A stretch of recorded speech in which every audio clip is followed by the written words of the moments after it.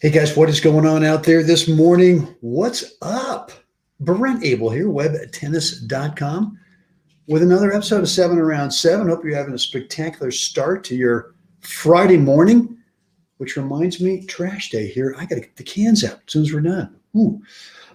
Hey guys, look, I'm going to make this real quick today because I am on the run. My to-do list is lengthy today.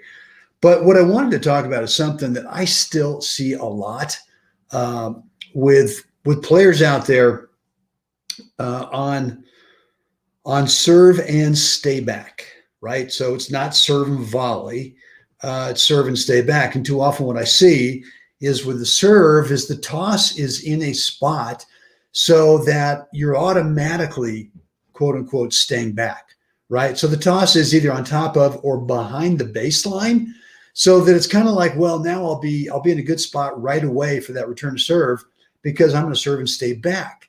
And the problem with that is that you don't really kind of unleash the technique of a really good serve, which requires that your toss is out in front, right? And look, even if you're playing a topspin second serve, at least for me, I feel like I want that ball to be out in front, right? So that when I finish the service motion, I am actually inside the baseline, right? So whether it's a slight little credit card jump, right, up and into the ball, and this picture showing you really the idea of this picture here is get your toss out in front enough so that when you swing with the racket shoulder, you're actually initiating it with the shoulder, right? You're initiating it with that racket shoulder by going up and out and forward into the court.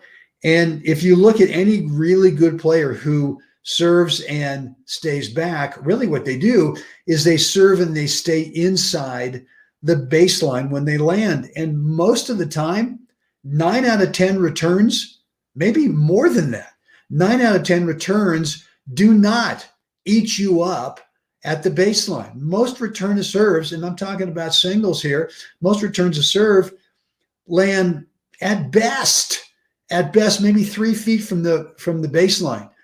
And for me, if I've served out wide, whether it's as a right-hander, whether I'm slicing out wide on the deuce court, or maybe I'm throwing a bouncer that's going out wide in the ad court, look, I'm hoping that when I don't serve and volley, that when I serve and stay back, really serve and stay in, I'm hoping when I take them out wide that they're going to give me some pace. They're going to rob themselves of time to get back into the middle. And all I need to do at that point is just step forward, and it could be a little pickup, but taking time away from them.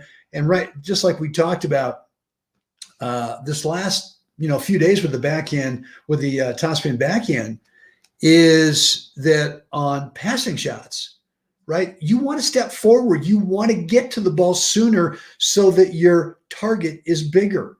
And so, look, if you serve out, let's say you're a right-handed player and you serve out wide to the deuce court, and you want to serve and literally stay back, and that opponent gives you some pace from out wide. I see a lot of players serve and stay back, and then they back up because they want to buy a little more time to be able to handle the incoming pace. And what you do is you give that opponent a little bit of extra, a second or two to be able to get back in the middle. You want to do the opposite. You actually want to be able to, I like to think of it as like a bump and run, right? They give me pace and they're stuck out there in the alley.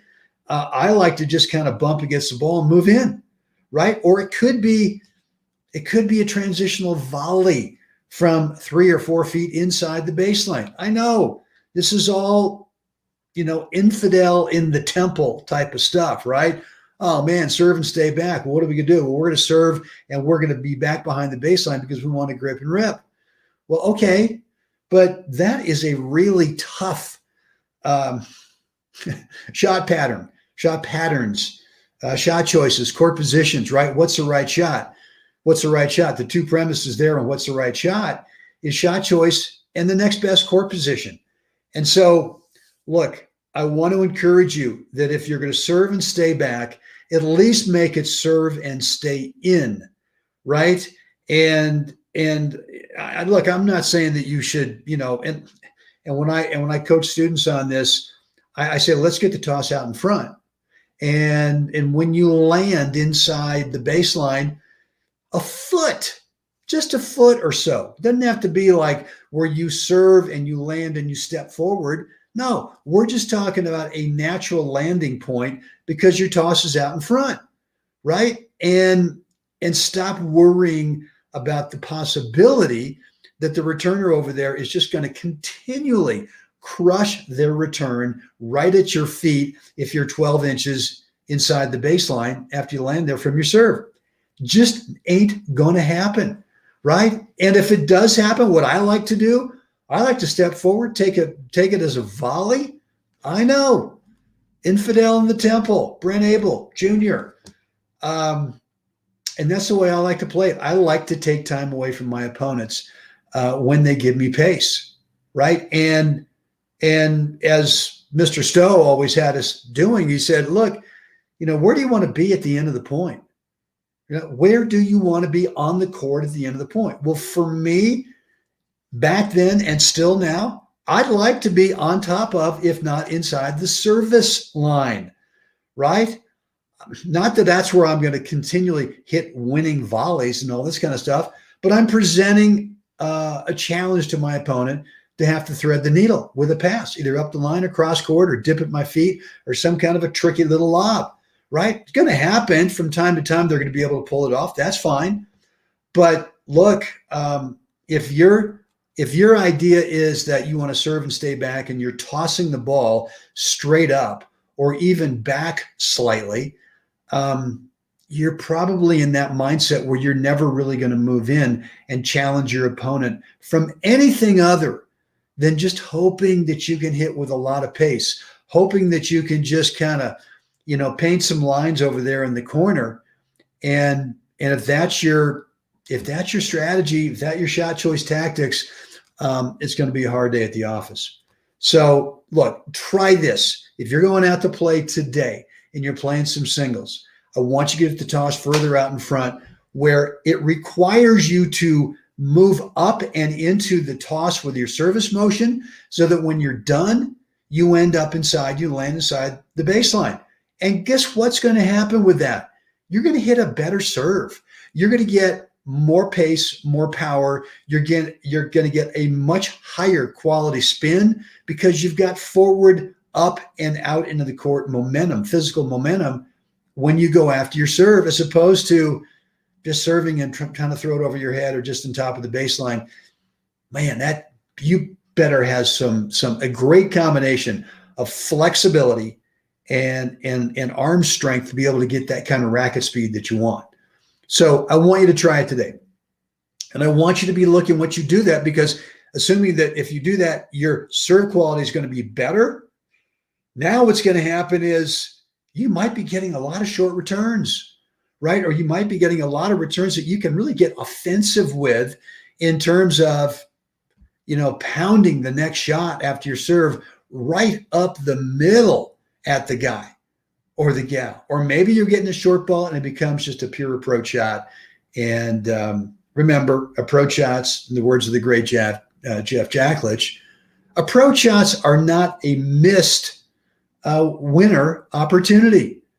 Winner being the word that screws everybody up in there, right?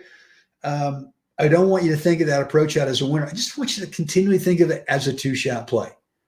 And here we go again with the great Dick Johnson. You know what? I've hit a high-quality serve. I stayed in a foot or two, got the return. It's short, let's even back up. I hit a high-quality serve. I'm assuming it's coming back. That's okay. And we'll kind of take it from there. Oh, you know what? Here comes that short return. All right. I'm going to play an approach shot. I'm going to play a high-quality approach shot. I'm assuming it's going to come back, and that's okay. And we'll just take it from there. Hey, good morning, Tony. Good deal. Good deal. Hope you guys are doing well, staying safe there in beautiful Mill Valley, California.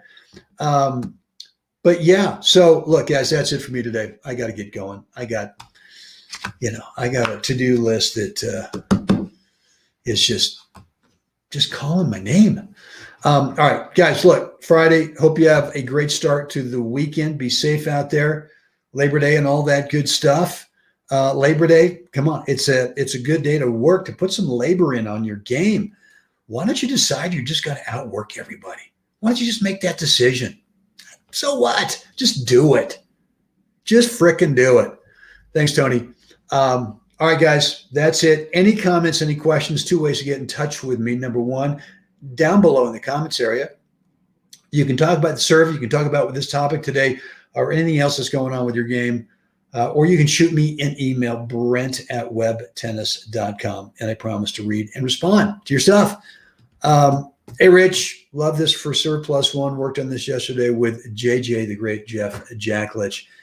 Yeah, I mean, it's just a mindset shift, right? It's a mindset shift from going from serve and stay back is kind of a defensive little, hopefully it'll stay neutral type of mindset. And then what happens is you get a ball after you start with that serve mindset. And the next thing you know is you're mentally into this kind of passive thing, as opposed to serve and stay in, not talking about serve and volley, serve and stay in a foot or so. And that mindset is offensive. And the chances of whatever comes back from that return, you're going to stay offensive mentally for the next ball. So, all right, guys, that's it. Again, it's time. We got to get out there. I don't know where there is for you, but I know where it is for me today. Another beautiful day here in Steamboat Springs, Colorado. Let's all get out there, help another human have a great day.